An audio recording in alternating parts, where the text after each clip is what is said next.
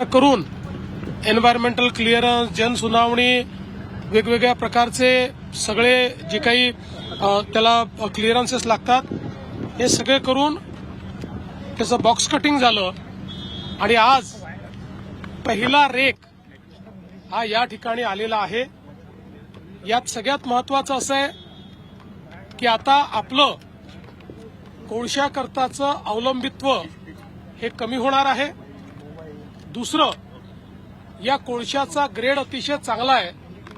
जवळपास 4300 जीसीबीचा हा कोळसा असल्यामुळे आपल्या वीज निर्मिती कंपनीला क्वालिटी कोल मिळतोय. आपली वीज निर्मितीची क्षमता वाढेल आणि त्याचसोबत त्याची कॉस्ट आपली कमी होईल, एन्व्हायरमेंटवर त्याचा इम्पॅक्ट कमी होईल आणि म्हणून एक व्हॅल्यू प्रपोजिशन या माध्यमातून तयार झालेलं आहे. ज्यावेळी बावनकुळे साहेब ऊर्जा मंत्री होते, मी मुख्यमंत्री होतो, त्यावेळेस आम्ही याची सुरुवात केली. जवळपास या सगळ्या याला 6-7 वर्ष लागले, 8 वर्ष लागले. पण आज आता हा कोळसा मिळाल्यानंतर या खाणीचं आयुष्य पुढचे 77 वर्ष आहे. त्यामुळे कोळशाची कुठलीही कमतरता ही आपल्याला पडणार नाही. चांगल्या क्वालिटीचा कोळसा आपल्या स्वतःच्या खाणीतनं आता आपल्या महाजेनकोला मिळणार आहे आणि म्हणून महाजेनकोचे एमडी राधाकृष्णन ज्यांनी स्वतः त्या ठिकाणी जाऊन हे सगळं जे लास्ट माईलचं काम आहे हे पूर्ण केलं, त्यांचं मी अभिनंदन करतो. महाजेनकोच्या संपूर्ण टीमचं अभिनंदन करतो आणि मला विश्वास आहे की पुढच्या काळामध्ये या कोळशामुळे विजेचे भाव कमी करण्यात आम्हाला अजून यश येईल. उत्पन्न खर्चात किती कमतरता होईल आणि महत्वाची गोष्ट की असं आहे की किती क्षमता वाढेल. असं आहे की आपल्याला आज जो कोळसा मिळतो तो 2800, 2900, 3200 जीसीबीचा कोळसा आहे. थेट जर 4300 जीसीबीचा मिळाला तर आपण समजू शकता किती मोठा परिणाम याचा होणार आहे. त्यामुळे जेवढा कोळसा आपण पूर्वी वापरायचो त्यापेक्षा एक प्रकारे जीसीबी वाढल्यामुळे तुलनात्मक मोठ्या प्रमाणात वापर कमी होणार आहे कोळशाचा. त्यामुळे आपल्याला मोठा फायदा होईल. सर, एक प्रश्न असा आहे, आपण या ठिकाणी आलो आहे, खाण आपली मिळाली आहे, कोल संदर्भात जर पाहिलं, गॅसिफिकेशनचे प्रोजेक्ट काही ठिकाणी लागत आहेत, महाजनवाडी असेल किंवा इतर काही ज्या खाणी आहेत ज्या सुरू होऊ शकल्या नाही, मोठ्या प्रमाणामध्ये घरं होती, आनंदवन सारखा प्रोजेक्ट आहे, तिथे पण काही ठिकाणी कोळसा आहे.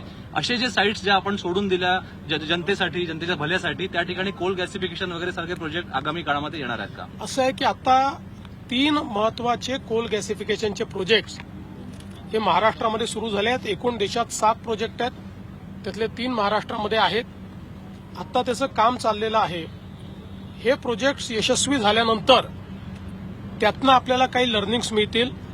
त्या लर्निंग्सच्या आधारावर इतर ठिकाणी जिथे आपल्याला कोळशाचे साठे वापरता आलेले नाहीत त्या ठिकाणी आपल्याला याच पद्धतीनं करता येईल का याची माहिती आपल्याला मिळेल आणि मग त्याचा उपयोग करण्यात येईल. गृह खात्याची एक बैठक, लोड शेडिंग कुठेही नाहीये. लोड शेडिंगला पूर्ण मुक्त केलेलं आहे आणि आता तर आपण 70% शेतकऱ्यांना दिवसा पॉवर देणं देखील सुरू केलं.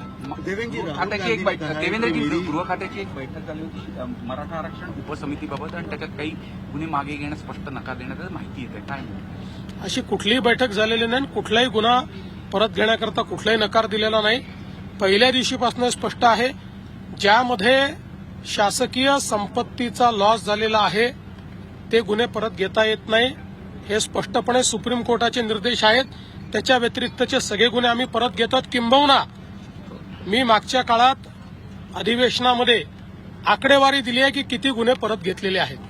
जळगावमध्ये केवायसीच्या नावाने एका महिलेला शरीरचुकाची मागणी करण्यात आली आणि हे प्रकार समोर येताना नाशिकमध्ये देखील लव्ह जिहाद सारखे प्रकार कॉर्पोरेट कंपनीमध्ये पाहायला मिळतात. नाशिकचा विषय मी कालच बोललेलो आहे. आम्ही त्याच्या खालपर्यंत चाललोय आणि त्यातनं आम्ही निश्चितपणे सगळं सत्य बाहेर काढून दोषींना कुठल्याही परिस्थितीत शासन होईल. राहुल गांधी ने बोला है कि मेरी जो लड़ाई है वो बीजेपी और राष्ट्रीय स्वयंसेवक की विचारधारा से है.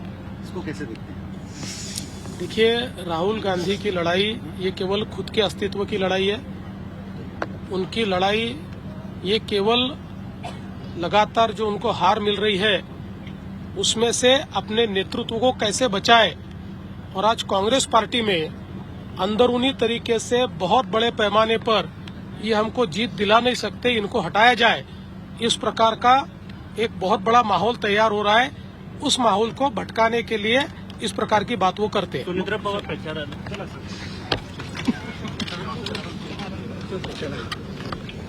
तर मुख्यमंत्री देवेंद्र फडणवीस यांनी कोराडीतील औष्णिक वीज निर्मिती केंद्राला भेट दिलेली आहे। विविध मुद्द्यांवर त्यांनी भाष्य केलेलं आहे। कोळशाची कमतरता भासणार नाहीये, कोळशावर जे आपण इतरांवर अवलंबून आहे ते देखील अवलंबित्व कमी होईल असं देखील त्यांनी म्हटलंय। सोबतच मराठा आंदोलकांवरील गुन्ह्यांसंदर्भात देखील त्यांनी भाष्य केलेलं आहे। शासकीय संपत्तीचं जे नुकसान झालेलं आहे ते गुन्हे मागे घेता येणार नाहीत असं स्पष्टपणे मुख्यमंत्र्यांकडून सांगितलं गेलंय।